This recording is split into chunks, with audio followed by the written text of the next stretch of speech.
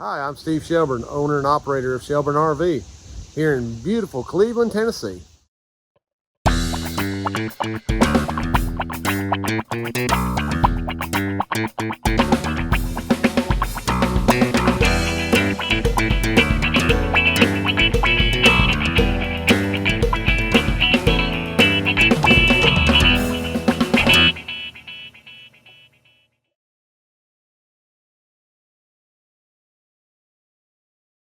Well, good morning.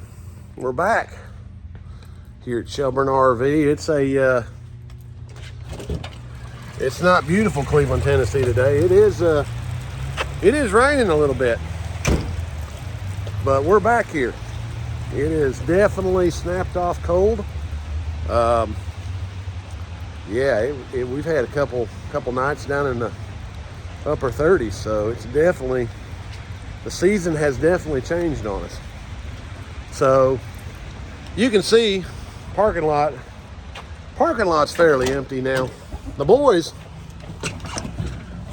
have been moving through lots of stuff, and they've had a lot of stuff come in, but they've been good about getting it all done. So and they've got a lot of bigger jobs that are sitting in the shop waiting to be worked on. Obviously, ceiling panel, got a roof coming through. I got to get that done, but yeah, so I mean, business is better. It definitely is, off this year, but it is better. They've got some work going on in here.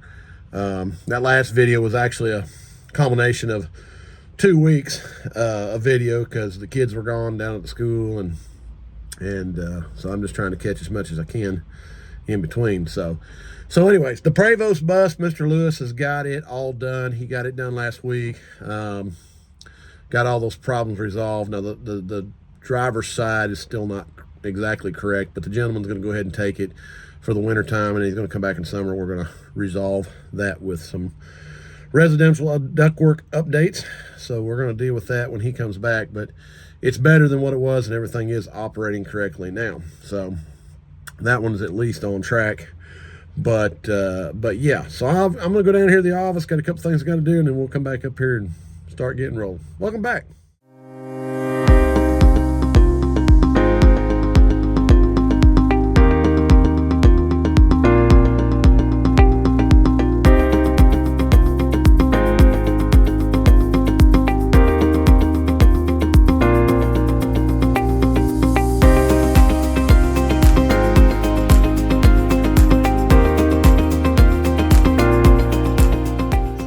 Last video you saw where we had some ceiling panels in this Winnebago Journey that was coming down, and you saw the video, the time-lapse video that he had of getting all this down. So they've got the paneling down, and they're working on getting the new paneling up. Now this panel here, he's got it mocked up just to kind of see where everything's going to fit, but that's the project at the moment.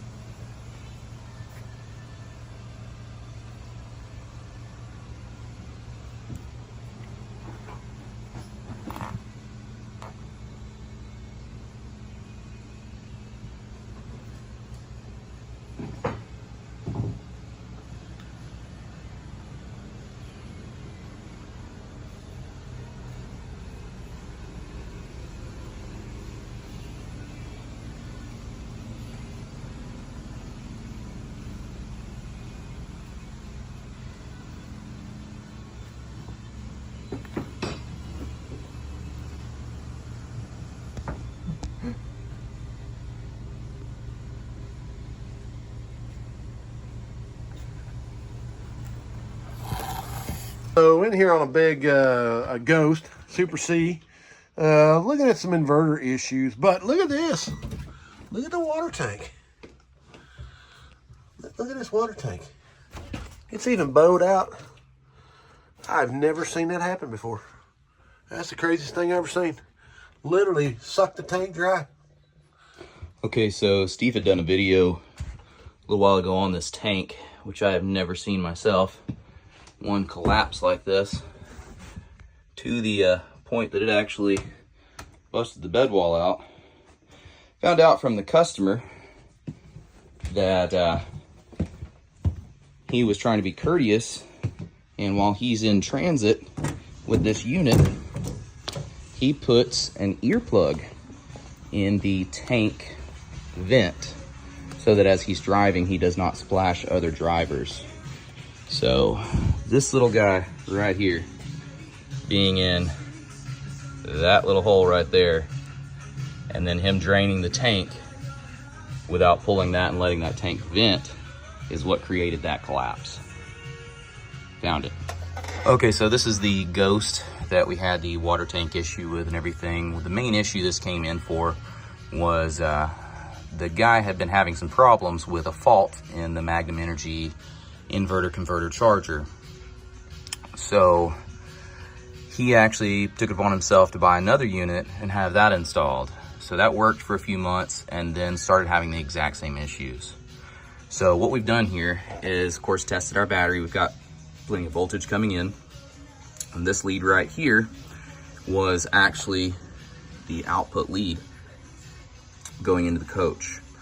So this has become dead shorted on the black wire, and we were trying to trace that. So we took the cover off the transfer switch here, just kind of go through, make sure we didn't have anything grounded there. It wound up just being in the one leg of this. So we traced that through to there, up, and then that goes up under the bed of the coach. And I'm gonna take you in there now, if you give me just a minute.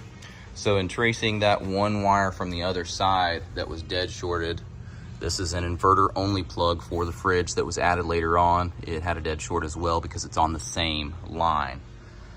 So we found that, and then continuing on in here, we'll skip past this for right now. We'll come back to it in a minute. So one of the first plugs on the leg is this guy over here, and of course the short followed all the way into here. Disconnected this, the short continued on past that over to there. That leg is the one that comes in from the inverter, the new wire we just ran right there, because that circuit was shorted as well. So we ran a new one, still wound up having a short in this line right here. I'm sorry. That is actually the line that we cut. That was the one that was shorted going to the inverter. Coming into here, so if you can see, this J-box right here is taken all apart. Those are all the wires that are coming from the inverter in to the box and then out to other sources. And one of those orange tags down there is actually labeled inverter, one is labeled generator. So it took everything loose on the top of the box. Once we got into it, we found this little guy right here, all nice and melted to the side of the box, and all of the neutral wires were melted together. So what had happened is we had a short found ground through the neutral, and then this wire actually runs back in the access panel underneath the entire bathroom itself and over to there. So we chase that wire under the shower, under the cabinetry right here, and it goes out the other side. And the other side is actually the slide room. So wound up being those wires are ran under the slide room through a tension cable, and then up through the floor into here and into this J-box. So once I got this leg separated, the ground fault went away. What it wound up being was this leg on the right here, labeled inverter, that goes back under the bed. has become dead shorted to ground, basically making the inverter unable to work. So we got the slide out, got the drawer out, and then I started doing a little looking. Now I've already cleaned up a lot of this, but long story short, there was some nail polish at one point that rolled under this room, and as you can see, did a number on that spring. And what that did was when it wedged it all up under there, you can still see some of the nail polish underneath here. It got our main wire right in there. I apologize for the quality of the video here, trying to hold this and get a good shot. But that is severed in more than one spot right in there, allowing all 3 wires to contact one another and dead short out. So there's one way to fix the dead shorted leg that goes under the room right there. We can of course pull the customer a new line, tie that in, and that will still be tied into the inverter. Or what the customer has chosen to do, since he doesn't use that outlet very much anyway, is he wants us to move that over to the generator leg on the left there, so that he can still have the option to use both of those, just not on the inverter for the one. So we're going to go ahead and do that, tie out that one severed wire, and get her put back together and get this guy rolling. All right, this little gray wolf. Now this was the one I showed in several videos back where the camper was actually resting, and you can see the dimple in the metal from where the whole camper, this whole end had fell down. And the boys have gone in here, repaired this. They actually had the skin all off of this.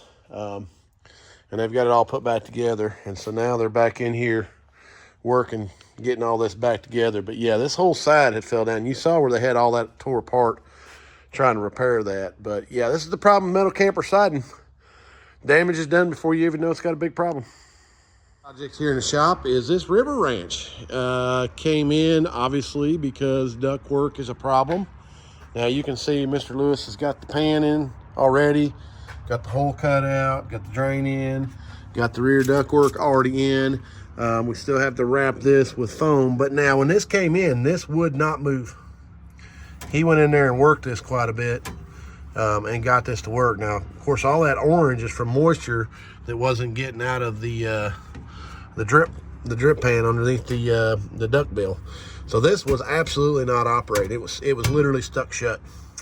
So let me take you in here and show you what's going on with the air unit. So Mr. Lewis got in here and got the troubleshooting everything, and compressor 1 only has 2 amps of amp draw. This one's got good amp draw, but only 2 amps.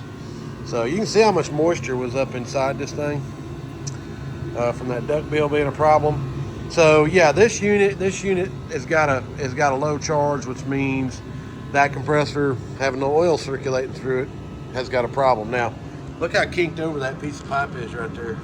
See if I can get it on camera right there. Yeah, right there. See that?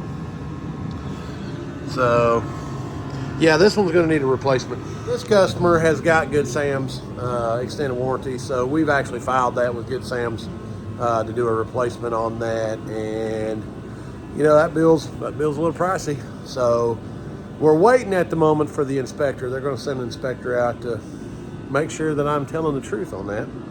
But yeah, just waiting on that inspection to be done, and then the new unit is actually sitting right there waiting to go in. So as soon as we can get that inspected, Mr. Lewis was going to get that one changed back out. This bumper pull camper come in for a slide problem, and the boys got to noticing. Look at here. Look at that tire. Absolutely has separated right there. Dangerous situation right there. So they have contacted the owner of that one and working on putting 4 tires on this one.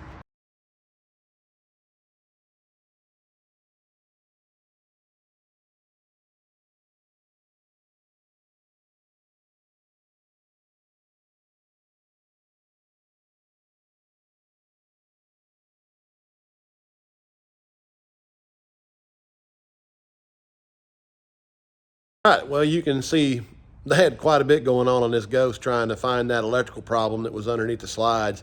And again, you know, this stuff takes time to get this done. And that's why we wanted to show everything that was going on, because I mean, this guy had already had another RV service come out and put a new inverter in there because he just assumed the inverter was bad. So they came out, put a new inverter in it. Well, the problem still followed.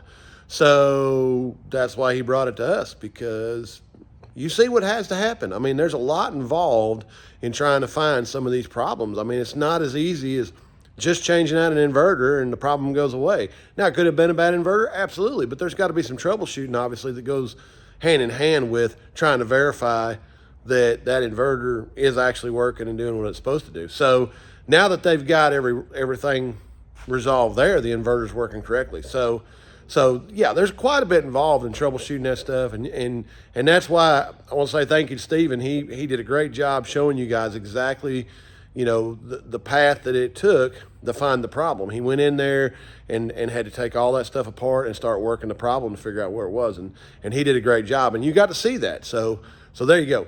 Not just as easy as changing parts sometimes, guys. You got to go in there and really dive into it to find out what's the root cause, and that's what we try to do here.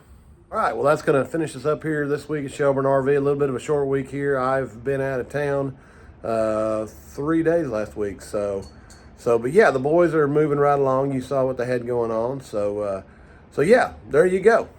So we'll get rolling again on the videos for next week. I'll be back full week next week. So we'll get rolling on that. So, hey, thanks for watching.